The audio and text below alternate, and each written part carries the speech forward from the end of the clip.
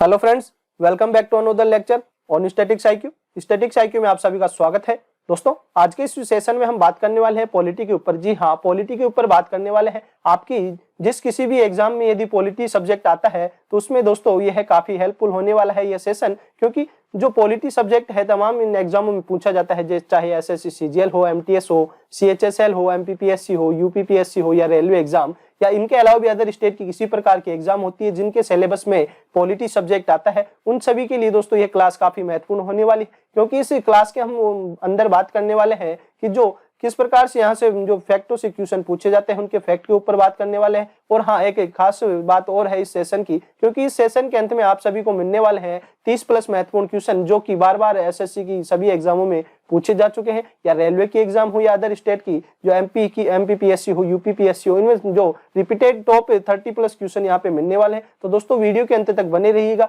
और दोस्तों, यदि आज ही आप हमारे चैनल से जुड़े हैं तो चैनल को सब्सक्राइब करके बेल आइकन पे प्रेस कर दीजिएगा, ताकि इसी प्रकार की हमारी जो भी नई नई वीडियो होने वाली है उन सभी का आपको नोटिफिकेशन मिल सके और आप समय से वीडियो को देखकर अपनी जो तैयारी है वह संपूर्ण कर सके। और ये दोस्तों, यह वीडियो आपको अच्छा लगा तो ज्यादा से ज्यादा लाइक कीजिए, शेयर कीजिए। तो चलिए बिना समय खराब करते हुए हम यहाँ पे बात करते हैं, आज के इस सेशन में बात करते हैं सबसे पहले भारत की संसद। तो दोस्तों, भारत की संसद में हम बात करें, जो भारत की संसदीय प्रणाली है, तो भारत की जो संसदीय प्रणाली है ब्रिटेन के संविधान से ली गई है। जी हाँ, भारत के संविधान की में संसदीय प्रणाली ब्रिटेन के संविधान से ली गई है। तो दोस्तों, यहाँ से ये क्वेश्चन एसएससी के द्वारा काफी बार पूछा जा चुका है कि भारत के संविधान में संसदीय प्रणाली कहां से ली गई है या किस देश के संविधान से ली गई है। तो भारत की संसदीय प्रणाली ब्रिटेन के संविधान से ली गई है, आपको यह पता होना चाहिए। फिर बात करें संसद की, तो संसद को हमारे कितने भागों में विभाजित किया गया है या संसद में इंक्लूड किन किन को किया गया है। तो जो राष्ट्रपति होता है, राष्ट्रपति संसद में इंक्लूड होता है, लोकसभा इंक्लूड होता है और राज्यसभा इंक्लूड होता है। तो दोस्तों, इस प्रकार भी कहा जा सकता है कि संसद के 3 भाग होते हैं। पहला भाग होता है राष्ट्रपति, दूसरा भाग होता है लोकसभा और यहाँ पे तीसरा भाग होता है जो राज्यसभा होती है। तो राष्ट्रपति को बात की जाती है, तो जो लोकसभा और राज्यसभा में सदन के सत्र होते हैं उनको बुलाने का कार्य कौन करता है, तो उनको सत्रों को बुलाने का कार्य राष्ट्रपति के द्वारा किया जाता है। लोकसभा को निम्न सदन कहा जाता है, यह इसका उपनाम भी कहा जा सकता है, और राज्यसभा को उच्च सदन या स्थायी सदन भी कहा जाता है, लोकसभा को स्थायी सदन भी कहा जाता है। तो इस प्रकार से दोस्तों, इनसे बनने वाले समस्त क्वेश्चनों के बारे में जब हम यहाँ पे आगे अध्ययन करने वाले हैं तब यहाँ पे करने वाले हैं। अब बात करते हैं संसद की, तो जी हाँ, संसद की बात कर रहे हैं तो संसद को मैंने बताया कि 3 भागों में बांटा गया है। वह 3 भाग कौन कौन से हैं? पहला है राष्ट्रपति। जी हाँ, राष्ट्रपति को भी संसद का भाग कहा जाता है। और फिर होता है लोकसभा। जी हाँ, लोकसभा होता है, लोकसभा भी संसद में इंक्लूड होती है। और राज्यसभा, राज्यसभा भी, यह संसद के 3 भाग होते हैं। अब इनमें अनुच्छेदों को किस प्रकार याद करते हैं उसके ऊपर बात करें तो राष्ट्रपति का तो आप सभी को पता है, आर्टिकल 54 के अंदर राष्ट्रपति आता है। अब बात करें हम यहाँ पे जो इनको याद करने की ट्रिक क्या है, तो जो याद करने की ट्रिक है काफी सरल बनाई गई है। जी हाँ, काफी सरल ट्रिक बनाई गई है यहाँ पे इसको याद करने की। तो हम यहाँ पे बात करें, यहाँ पे बात करने वाले हैं इसकी ट्रिक की कि संसद और राज्यसभा और लोकसभा को याद करने की ट्रिक क्या है। तो यहाँ पे ट्रिक काफी सरल बनाई गई है। जी हाँ, सरल बनाई गई है। तो ये सरल किस प्रकार से हम यहाँ पे बात करते हैं, यहाँ स से बनेगा संसद। जी हाँ, स से बनेगा संसद, र से बनेगा राज्यसभा, राज्यसभा बनने वाला है, और ल से बनेगा लोकसभा। तो दोस्तों, इस प्रकार ये याद करने की ट्रिक काफी सरल है, आपको याद भी हो चुकी होगी सरल। अब बात करें यहाँ पे आर्टिकल 79 में तो आती है संसद, 80 में आती है राज्यसभा और 81 में आती है लोकसभा। तो दोस्तों, इस प्रकार से इसको याद कर सकते हैं। जो संसद, राज्यसभा और लोकसभा किस अनुच्छेद में, इसको याद करने की ट्रिक काफी सरल बनाई गई है। तो दोस्तों, आप देख पा रहे हैं काफी सरल ट्रिक बनाई गई है। स से बनेगा संसद, र से बनेगा राज्यसभा और यहाँ से ल से बना है लोकसभा। तो दोस्तों, 79, 80 और 81 इस प्रकार याद कर सकते हैं। तो यह इस सरल के ऊपर ही आप लगा सकते हैं 79, 80 और 81, तो इस प्रकार भी याद कर सकते हैं। एक बार फिर से बता देना चाहता हूं दोस्तों, जो सरल जो ट्रिक बनाई गई है संसद, राज्यसभा और लोकसभा के अनुच्छेदों को याद करने के लिए बनाई गई है। और यहाँ पे जो इनका क्रम है 79 से 80 होता है, आप सभी को पता है। इनका क्रम दोस्तों इस प्रकार होगा 79, 80 और 81। 70 में आएगा संसद और 80 में आएगी जो राज्यसभा और 81 में लोकसभा। इस प्रकार भी याद कर सकते हैं। और दोस्तों, यही लिखा गया है, आप बड़े आसानी से देख सकते हैं। चलिए दोस्तों, अब बात करें, हम आगे बढ़ते हैं और अब बात करने वाले हैं लोकसभा के ऊपर। जी हाँ, लोकसभा के ऊपर यहाँ पे बात करते हैं तो यह संसद का निम्न सदन होता है। जी हाँ, लोकसभा होती है, इसे संसद का निम्न सदन कहा जाता है। और बात की जाती है इस लोकसभा पे, लोकसभा का एक अन्य नाम है कि हाउस ऑफ द पीपुल। जी हाँ, हाउस ऑफ द पीपुल भी इस लोकसभा को ही कहा जाता है। और इसका जो स्थापना है लोकसभा की 1954 में की गई थी, तो आपको यह भी पता होना चाहिए। जी हाँ, लोकसभा को हाउस ऑफ द पीपुल कहा जाता है और इसकी स्थापना 1954 में की गई थी। आपको यह भी पता होना चाहिए क्योंकि यहाँ से क्वेश्चन भी पुटअप किया जा चुका है, पिछली जो एग्जाम में हो चुकी है एसएससी की, उनमें। अब बात करें संसद सदन, जो संसद का निम्न सदन होता है उसे लोकसभा कहा जाता है। लोकसभा के सदस्यों के कार्यकाल के बारे में बात की जाए तो इसका कार्यकाल 5 वर्ष का होता है। लोकसभा के सदस्यों का निर्वाचन, जी हाँ, लोकसभा के सदस्यों का निर्वाचन जनता के द्वारा किया जाता है। इसे भी, यह भी आपको पता होना चाहिए। और यहाँ पे लोकसभा में अध्यक्ष व उपाध्यक्ष होता है, यह भी पता होना चाहिए कि लोकसभा में एक अध्यक्ष होता है, उपाध्यक्ष होता है, जिनकी नियुक्ति लोकसभा के सदस्यों के द्वारा की जाती है। दोस्तों, इन लोकसभा के सदस्यों की नियुक्ति जो जनता के द्वारा की जाती है, जबकि जो जनता के द्वारा लोकसभा के सदस्य भेजे जाते हैं वह लोकसभा में जाकर वहां पे इन्हीं में से एक अध्यक्ष की और उपाध्यक्ष की नियुक्ति भी लोकसभा के सदस्य करते हैं। यह भी आपको पता होना चाहिए। फिर बात करें अगले फैक्ट के ऊपर, लोकसभा का अध्यक्ष राष्ट्रपति द्वारा बुलाई गई संयुक्त अधिवेशन की अध्यक्षता करता है। जी हाँ, जो संयुक्त अधिवेशन होता है यह कौन से आर्टिकल में आता है, आप सभी कमेंट बॉक्स में कमेंट करके बताने वाले हैं, क्योंकि ये काफी रिपीटेड क्वेश्चन है एसएससी के द्वारा कि जो संयुक्त अधिवेशन होता है किस आर्टिकल में होता है। तो आप सभी कमेंट बॉक्स में कमेंट कीजिएगा। लोकसभा का अध्यक्ष जो राष्ट्रपति के द्वारा बुलाई गई संयुक्त अधिवेशन की अध्यक्षता करता है। जी हाँ, जो संयुक्त अधिवेशन राष्ट्रपति के द्वारा बुलाया जाता है उसकी अध्यक्षता लोकसभा का अध्यक्ष ही करता है। और यह आर्टिकल जो भारत के संविधान के आर्टिकल 108 में, जी हाँ 108 में इमरजेंसी संयुक्त अधिवेशन है, आपको पता होना चाहिए। फिर बात करें योग्यता, जो लोकसभा के सदस्य की योग्यता कौन कौन सी होती है, वह भारत का नागरिक होना चाहिए और उसकी न्यूनतम आयु 25 वर्ष होनी चाहिए। जी हाँ, 25 वर्ष इसकी न्यूनतम आयु रखी गई है जो लोकसभा के सदस्यों को नामित होने के लिए रखी गई। दोस्तों, एक बार फिर से देखते हैं कि लोकसभा का जो उपनाम है हाउस ऑफ द पीपुल भी लोकसभा को कहा जाता है। इसकी स्थापना 1954 में की जा चुकी थी और यह संसद का निम्न सदन कहा जाता है। और लोकसभा के सदस्यों का कार्यकाल 5 वर्ष का होता है। लोकसभा में सदस्यों का निर्वाचन जनता के द्वारा होता है। लोकसभा में अध्यक्ष और उपाध्यक्ष होता है जिनकी नियुक्ति लोकसभा के सदस्य के द्वारा की जाती है, जबकि जो लोकसभा के सदस्य की नियुक्ति भारत की जनता के द्वारा की जाती है वह लोकसभा में जाकर अपने में से ही एक अध्यक्ष चुनते हैं और एक उपाध्यक्ष चुनते हैं। यह भी आपको पता होना चाहिए। लोकसभा का अध्यक्ष ही राष्ट्रपति के द्वारा संयुक्त अधिवेशन की अध्यक्षता करता है। और संयुक्त अधिवेशन दोस्तों जो भारत की संविधान आर्टिकल अनुच्छेद 108 के तहत बुलाया जाता है और इसकी अध्यक्षता लोकसभा के अध्यक्ष के द्वारा की जाती है। लोकसभा के सदस्यों की योग्यताएं किस प्रकार होती है, लोकसभा के सदस्य भारत के नागरिक होने चाहिए और उनकी न्यूनतम आयु 25 वर्ष होनी चाहिए। आपको दोस्तों इन फैक्ट के ऊपर बात कर चुके हैं। इन समस्त फैक्टों में जो भी फैक्ट लिखे गए हैं इनके द्वारा एसएससी में क्वेश्चन पुटअप किए जा चुके हैं। और दोस्तों ये हर एक फैक्ट आपके लिए काफी महत्वपूर्ण होने वाला है। तो दोस्तों आप एक कॉपी पेन लेकर दोस्तों इनको लिख लीजिएगा या स्क्रीनशॉट भी लेकर रख लीजिएगा दोस्तों। या इनकी पीडीएफ है जो हमारे टेलीग्राम चैनल स्टैटिक्स आईक्यू पे डाल दी जाएगी, तो आप वहां से भी इसको डाउनलोड कर सकते हैं। चलिए अब बात करते हैं, आगे बढ़ते हैं कि लोकसभा में अधिकतम सदस्य कितने नामित किए जा सकते हैं। तो 552 सदस्य नामित किए जा सकते हैं भारत के लोकसभा में। फिर अभी वर्तमान के ढांचे स्वरूप बात की जाती है तो वर्तमान में लोकसभा में 545 सदस्य हैं। जी हाँ, 545 सदस्य हैं, जिनमें से 543 तो है दोस्तों जो अधिकतम चुने जा सकते हैं या निर्वाचित किए जा सकते हैं, और 2 है जो दोस्तों आंग्ल भारतीय समुदाय के इनमें नामित किए जाते हैं, जिन्हें अभी हाल ही में दोस्तों बंद कर दिया गया है, नहीं चुने जाते हैं। फिर बात करें इन 543 में से 530 सदस्य तो राज्यों से चुनकर आते हैं और 13 सदस्य हैं जो केंद्र शासित प्रदेशों से चुन के आते हैं। तो दोस्तों इस प्रकार यहाँ पे लोकसभा के सदस्यों का बंटवारा किया गया है। दोस्तों अधिकतम कितने हो सकते हैं, तो अधिकतम तो 552 सदस्य हो सकते हैं, यह है मैक्सिमम। लेकिन वर्तमान में किस हिसाब से इनका सदस्यों का बंटवारा किया गया है, लेकिन वर्तमान में लोकसभा में सदस्य 545, जी हाँ 545 सदस्य ही वर्तमान में यहाँ पे निर्वाचित या मनोनीत किए जाते हैं, आपको पता होना चाहिए। इनमें से 543 तो अधिकतम चुने जा सकते हैं, जबकि 2 आंग्ल भारतीय होते हैं जो चुने जाते हैं। इन 543 में से 503 सदस्य राज्यों से चुनकर आते हैं, जी हाँ राज्य से चुनकर या निर्वाचित होकर आते हैं, जबकि ये 13 सदस्य जो यूटीज होता है, जी हाँ यूटीज यूनियन टेरिटरीज या केंद्र शासित प्रदेशों से यह निर्वाचित होकर आते हैं। तो इस प्रकार से समस्त जो सदस्य लोकसभा के सदस्यों का निपटान यहाँ पे बंटवारा किया गया है।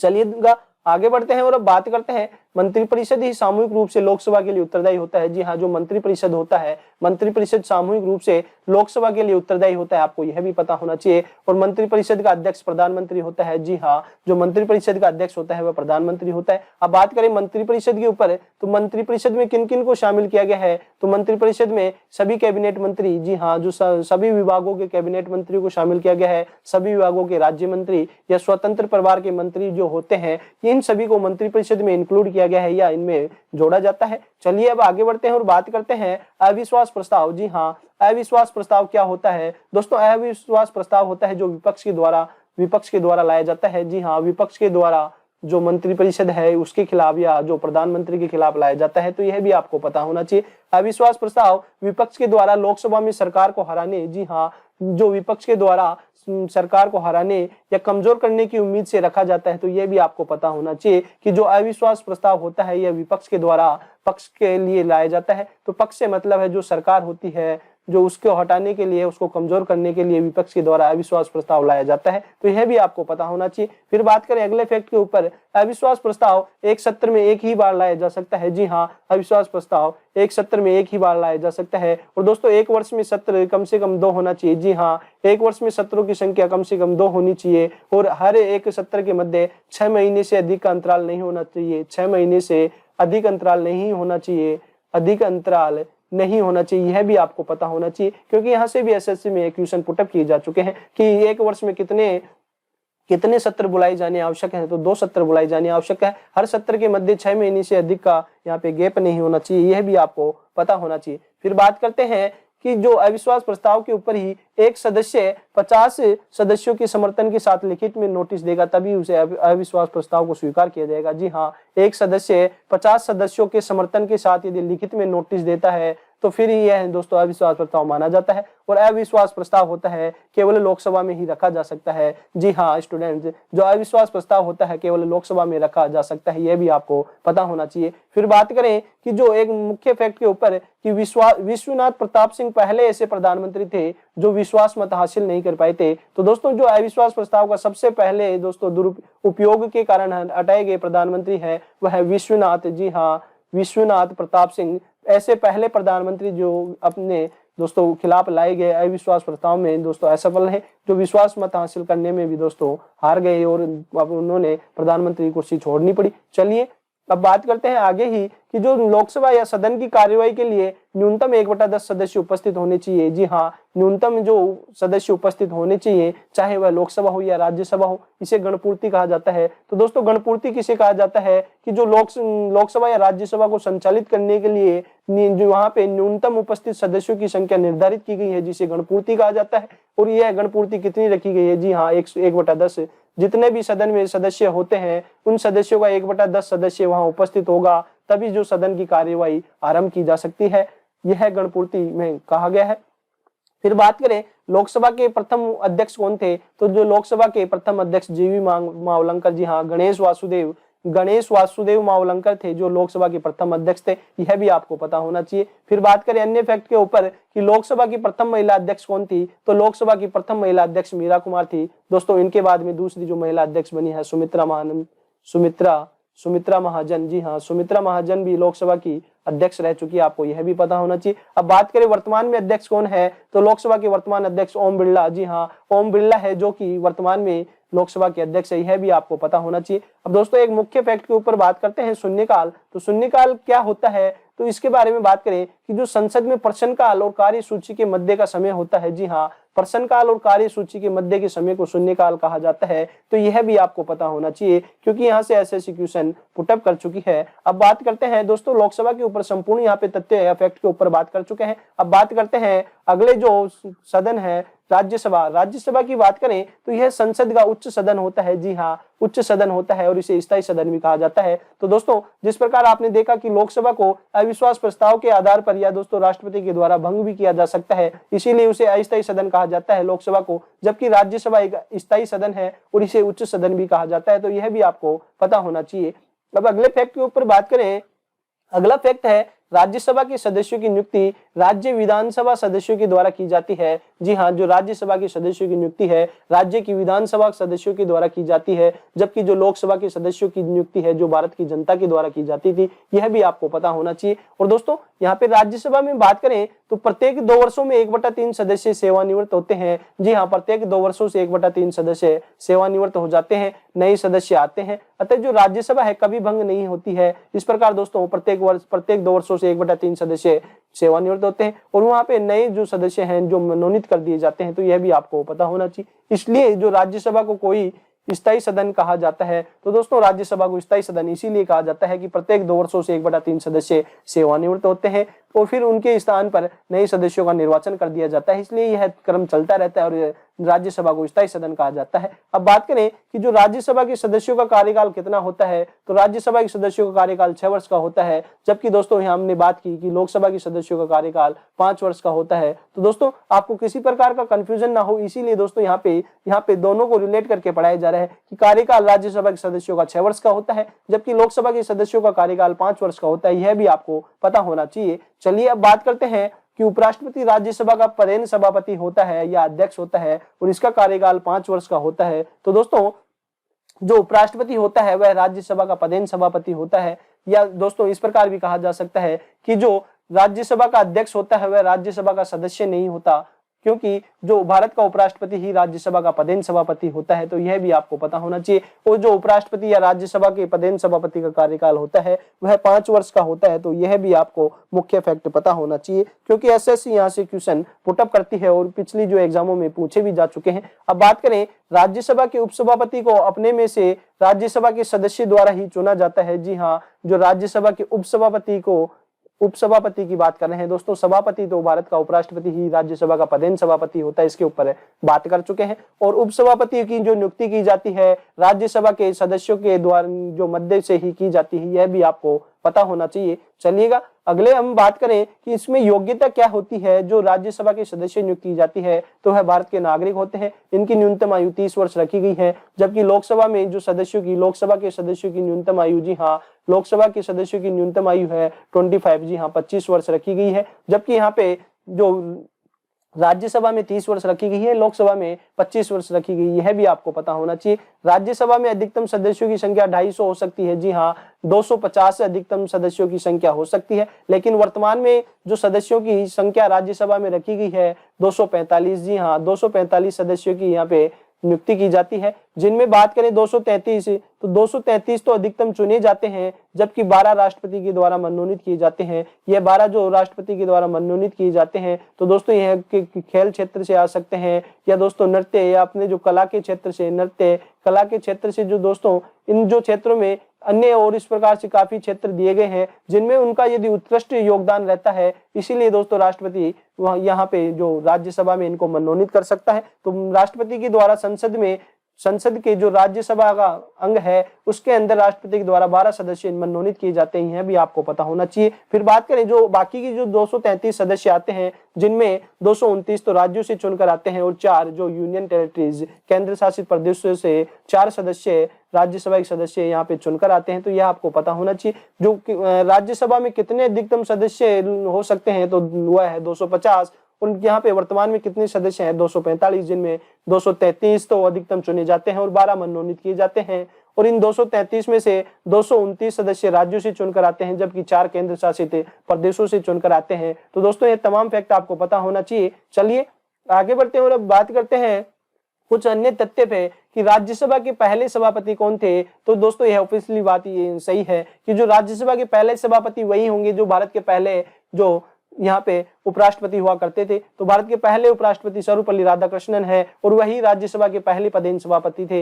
अब बात की जाए राज्यसभा के पहले उपसभापति की, तो पहले उपसभापति एसवी कृष्णमूर्ति राव को चुना गया था, जो कि राज्यसभा के सदस्यों के द्वारा ही चुना जाता है। जी हाँ, राज्यसभा के पहले उपसभापति एसवी कृष्णमूर्ति राव है, यह आपको पता होना चाहिए। अब बात करें राज्यसभा के वर्तमान सभापति कौन है, तो जो भारत के वर्तमान उपराष्ट्रपति हैं वह ही दोस्तों भारत की जो राज्यसभा के वर्तमान सभापति होंगे। तो भारत के जो उपराष्ट्रपति हैं वह भी हाल ही में जो जगदीप धनखड़ को बनाए गए हैं वह ही वर्तमान सभापति हैं तो आपको यह भी पता होना चाहिए। अब दोस्तों यहाँ पे बात करें संसद की मुख्य समितियां के ऊपर है, तो संसद की मुख्य समितियां कौन कौन सी होती है? लोक लेखा समिति होती है, नियम समिति होती है, विशेषाधिकार समिति होती है और तदर्थ समिति होती है। तो दोस्तों ये संसद की मुख्य समितियां होती है, इसके बारे में भी आपको पता होना चाहिए। अब बात करें लोक लेखा समिति के ऊपर है, तो लोक लेखा समिति में कुल कितने सदस्य होते हैं? तो लोक लेखा समिति में कुल 22 सदस्य होते हैं। जी हाँ, 22 सदस्य होते हैं, जिनमें लोकसभा में से 15 और राज्यसभा से 7 सदस्य नियुक्त किए जाते हैं। जी हाँ, लोकसभा से तो यहाँ से सदस्य चुने जाते हैं 15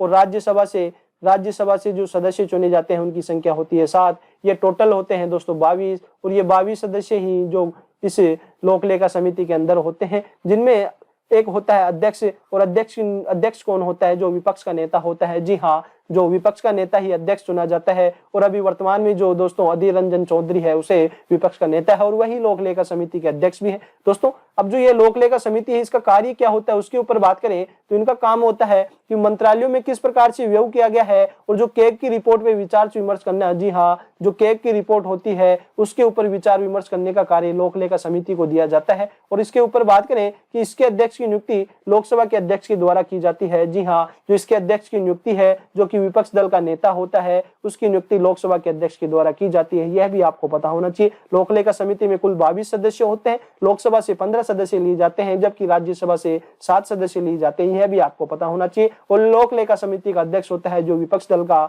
नेता होता है। इसके ऊपर बात कर चुके हैं। अब दोस्तों अब समय आ चुका है जो प्रीवियस एग्जाम में पॉलिटी से मुख्य क्वेश्चन पूछे जा चुके हैं उन सभी के यहाँ पे बात करने वाले हैं। तो पहला क्वेश्चन दिया गया है, भारत में सरकार की संसदीय प्रणाली कहाँ से ग्रहण की गई है? तो भारत सरकार की संसदीय प्रणाली दोस्तों आप सभी को बताया जा चुका है, ब्रिटेन के संविधान से ली गई है। ऑप्शन नंबर 3 सही होगा। चलिए अगले क्वेश्चन पर बात करें। अगला क्वेश्चन पूछा गया है, भारतीय संसद के अपर हाउस को क्या कहा जाता है? तो दोस्तों अपर हाउस कहा जाए या स्थायी सदन कहा जाए, स्थायी सदन कहा जाए या उच्च सदन कहा जाए, तो दोस्तों यह है जो राज्यसभा को कहा जाता है। यह भी आपको पता होना चाहिए। और यह है दोस्तों जो क्वेश्चन है एसएससी की 2019 और 2021 में एग्जामिनेशन में पूछा जा चुका है। फिर बात करें क्वेश्चन नंबर 3 पे कि राज्यसभा को भंग किया जा सकता है। तो दोस्तों राज्यसभा को हमने बात की थी कि राज्यसभा एक स्थायी सदन होता है या उच्च सदन होता है। तो स्थायी सदन है तो दोस्तों इसे कभी भी भंग नहीं किया जा सकता, क्योंकि प्रत्येक 2 वर्ष से 1/3 सदस्य यहाँ सेवानिवृत्त होते हैं। जी हाँ, सेवानिवृत्त होते हैं और उनके स्थान पर नए सदस्यों की नियुक्ति कर दी जाती है। इसलिए दोस्तों यह कभी भी भंग नहीं होती। तो भंग नहीं होती तो दोस्तों आपको ऑप्शन नंबर 4 होने वाला है, उपयुक्त में से कोई भी नहीं। चलिएगा अगले क्वेश्चनों के ऊपर बात करते हैं। तो क्वेश्चन नंबर 4 पे बात करें, भारत में संसदीय ढांचे में 2 अस्थायी सदनों का नाम बताइए। तो जो भारत की अस्थायी ढांचे में 2 अस्थायी सदनों की बात करें तो पहला अस्थायी सदन तो दोस्तों अस्थायी सदन के बारे में बात करें तो वह है लोकसभा और विधानसभा। तो ऑप्शन नंबर यहाँ से 4 होने वाला है, क्योंकि स्थायी तो दोस्तों राज्यसभा होती है, स्थायी राज्यसभा होती है जो कि केंद्र में होती है और यहाँ पे स्टेट के अंदर विधान परिषद। जी हाँ, विधान परिषद भी स्थायी सदन में आते हैं। तो बाकी की जो दोनों बच्चे यहाँ से लोकसभा बची और यहाँ से विधानसभा, ये दोनों अस्थायी सदनों की श्रेणी में आते हैं। तो आपको यह ऑप्शन नंबर 4 सही होने वाला है। अगले क्वेश्चन के ऊपर बात करें, राज्यसभा में नियुक्ति के लिए न्यूनतम आयु कितनी रखी गई है? राज्यसभा में नियुक्ति के लिए न्यूनतम आयु 30 वर्ष रखी गई है, जबकि लोकसभा के बारे में बात की जाती है तो लोकसभा में नियुक्ति के लिए जो न्यूनतम आयु है 25 ईयर्स 25 वर्ष रखी गई है। आपको यह भी पता होना चाहिए। अगले क्वेश्चन पर बात करें, भारतीय संसद के संयुक्त सत्र की अध्यक्षता कौन करता है? तो जो राष्ट्रपति के द्वारा यहाँ पे संयुक्त सत्र बुलाया जाता है, इसकी अध्यक्षता जो लोकसभा के अध्यक्ष के द्वारा की जाती है। यह भी आपको पता होना चाहिए। और ये संयुक्त सत्र बुलाया किसके द्वारा जाता है? तो भारत के राष्ट्रपति के द्वारा। जी हाँ, राष्ट्रपति के द्वारा संयुक्त सत्र बुलाया जाता है। जबकि इसकी अध्यक्षता की बात की जाए, जी हाँ, अध्यक्षता की बात की जाए तो लोकसभा का अध्यक्ष, जी हाँ, लोकसभा का अध्यक्ष इसकी अध्यक्षता करता है। तो यह भी आपको पता होना चाहिए। अगले क्वेश्चन पे बात करें। अगला क्वेश्चन पूछा गया है कि संसद की लोक लेखा समिति का अध्यक्ष नियुक्त किया जाता है। तो जो लोक लेखा समिति का अध्यक्ष है लोकसभा के अध्यक्ष के द्वारा नियुक्त किया जाता है। जी हाँ, लोकसभा के अध्यक्ष कहाँ है इसमें? तो लोकसभा के अध्यक्ष के द्वारा ही दोस्तों इसकी नियुक्ति की जाती है। ऑप्शन नंबर 1 सही होगा। चलिएगा अगले क्वेश्चन पर बात करें, भारतीय संसद में लोक लेखा समिति का अध्यक्ष कौन होता है? तो जो लोक लेखा समिति का अध्यक्ष होता है उसकी जो नियुक्ति है लोकसभा के अध्यक्ष के द्वारा, जो विपक्ष दल का नेता होता है। तो जी हाँ, ऑप्शन नंबर ए विपक्ष दल के नेता के द्वारा है दोस्तों यहाँ पे अध्यक्ष होता है, जो कि लोक लेखा समिति का अध्यक्ष होता है। अगले क्वेश्चन पर बात करें, अगला क्वेश्चन है राज्यसभा के सदस्यों का सेवाकाल कितना होता है। तो जो राज्यसभा के सदस्यों का सेवाकाल होता है या कार्यकाल होता है 6 ईयर्स का होता है, जबकि जो लोकसभा के सदस्यों की बात की जाए तो जिनका सेवाकाल होता है 5 साल का होता है।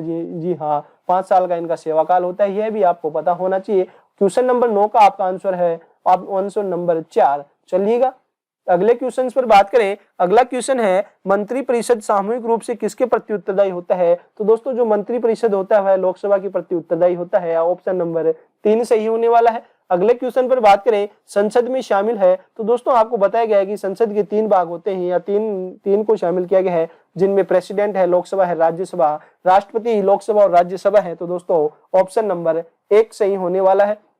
फिर अगले क्वेश्चन पर बात करें हाउस ऑफ द पीपल को लोकसभा का नाम किस वर्ष दिया गया। तो दोस्तों 1954, जी हाँ 1954 के अंदर ही जो हाउस ऑफ द पीपल के नाम से लोकसभा की स्थापना की जाती है, इसे नाम लोकसभा तभी दिया गया था। चलिएगा अगले क्वेश्चन पर बात करें। अगला क्वेश्चन है निम्नलिखित में से कौन भारत में कानूनों को बनाता है। तो दोस्तों भारत में जितने भी कानून है भारत की संसद के द्वारा बनाए जाते हैं। जी हाँ, संसद के द्वारा बनाए जाते हैं। संसद में दोस्तों इनको पास किया जाता है, फिर यहाँ पे राष्ट्रपति के पास भेजे जाते हैं। राष्ट्रपति जब सिग्नेचर कर देता है तो इसे दोस्तों कानून बनाया जाता है। इस प्रकार से दोस्तों जो भारत का प्रेसिडेंट और संसद के दोनों सदनों के द्वारा, तो दोस्तों लोकसभा कानून बनाकर राज्यसभा के पास भेजती है और फिर राज्यसभा इसे पेश कर राष्ट्रपति के पास भेजती है, और जब राष्ट्रपति दोस्तों इस पे अपने हस्ताक्षर कर देता है तो इसे एक कानून माना जाता है। तो दोस्तों इस प्रकार से एक वे के अंदर यहाँ पे कानूनों का निर्माण होता है, जिसमें संसद के दोनों सदन शामिल है और भारत का राष्ट्रपति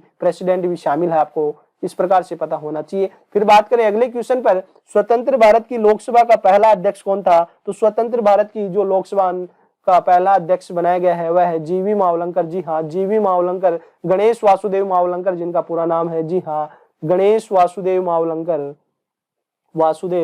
मावलंकर। दोस्तों एग्जामिनर कंफ्यूज करने के लिए कभी कभी इस प्रकार से पूरा नाम भी दे देता है कि यहाँ पे जीवी मावलंकर दिया गया है, लेकिन ऑप्शन में दोस्तों जीवी मावलंकर न देकर गणेश वासुदेव मावलंकर दे तो भी यहाँ पे कई स्टूडेंट के गलत हो जाते हैं। इसलिए दोस्तों आपको बिल्कुल स्टैटिक्स आईक्यू परिवार के द्वारा बिल्कुल ऑथेंटिक और जो authentic fact exam oriented fact होते हैं वही पढ़ाए जाते हैं। तो दोस्तों अगले क्वेश्चन पर बात करें। अगला क्वेश्चन है वह प्रधानमंत्री कौन है जिन्होंने अपने कार्यकाल के दौरान संसद के अधिवेशन में, जी हाँ, संसद के अधिवेशन की सत्र में भाग नहीं लिया। तो दोस्तों वह ऐसे प्रधानमंत्री किसान केसरी चौधरी चरण सिंह। जी हाँ, चौधरी चरण सिंह है जिन्होंने संसद के दोस्तों सत्र में कभी भी भाग नहीं लिया। तो ऑप्शन नंबर 4 होगा। अगले क्वेश्चन पर बात करें। अगला क्वेश्चन है भारतीय संविधान के अनुसार संसद के दोनों सदनों का अधिवेशन एक वर्ष में कम से कम कितनी बार बुलाना चाहिए। तो दोस्तों जो कम से कम है सत्र जो कम से कम 2 बार बुलाना चाहिए। जी हाँ, एक वर्ष के अंदर एक वर्ष में कम से कम 2 बार सत्र होने चाहिए। तो दोस्तों क्योंकि 2 बार किस प्रकार से हुए, क्योंकि यहाँ पे अगला क्वेश्चन दिया गया है वह इसी क्रम में दिया गया है कि संसद के किसी सदन के 2 सत्रों के बीच अंतराल किससे अधिक नहीं होना चाहिए। तो 6 महीने से अधिक नहीं होना चाहिए। तो दोस्तों एक वर्ष में कितने महीने होते हैं, 12 महीने होते हैं। तो दोस्तों यहाँ पे जो और इसके सत्रों के बीच अंतराल 6 महीने से अधिक नहीं होना चाहिए। तो दोस्तों यहाँ पे ऑटोमेटिकली 2 सत्र से एक वर्ष में बनते हैं। तो इसी प्रकार यहाँ पे 2 सत्र की दोस्तों जो बुलाए जाते हैं। फिर बात करें अगले क्वेश्चन पर, यदि संसद किसी विशिष्ट उद्देश्य के लिए कोई समिति नियुक्त करता है तो उसे क्या कहते हैं। तो दोस्तों किसी विशिष्ट उद्देश्य के लिए संसद के द्वारा यदि कोई समिति नियुक्त की जाती है तो उसे तदर्थ समिति कहा जाता है। ऑप्शन नंबर 2 सही होने वाला है। अगले क्वेश्चन पर बात करें लोकसभा का वर्तमान अध्यक्ष कौन है। तो दोस्तों लोकसभा का वर्तमान अध्यक्ष ओम बिरला है। जी हाँ, लोकसभा का वर्तमान अध्यक्ष ओम बिरला। और यहाँ पे राज्यसभा के वर्तमान अध्यक्ष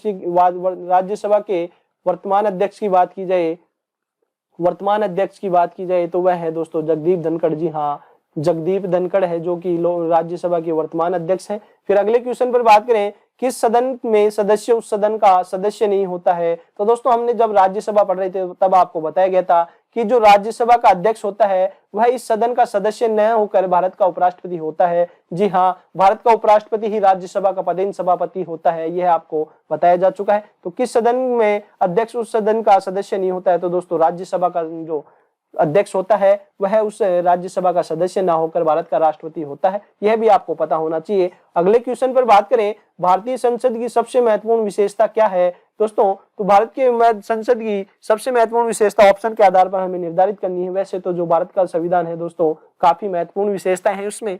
यहाँ पे बात करें, पहला ऑप्शन दिया गया है संसद द्विसदनात्मक है, इसमें प्रेसिडेंट भी शामिल है। जी हाँ, इसमें प्रेसिडेंट भी शामिल है। यह भारतीय संसद की सबसे महत्वपूर्ण विशेषता है, क्योंकि संसद में दोस्तों भारत के राष्ट्रपति को भी शामिल किया गया है, एक राज्यसभा को और लोकसभा को भी शामिल किया गया है। आपको 3 भाग होते हैं इसके बताए जा चुके हैं।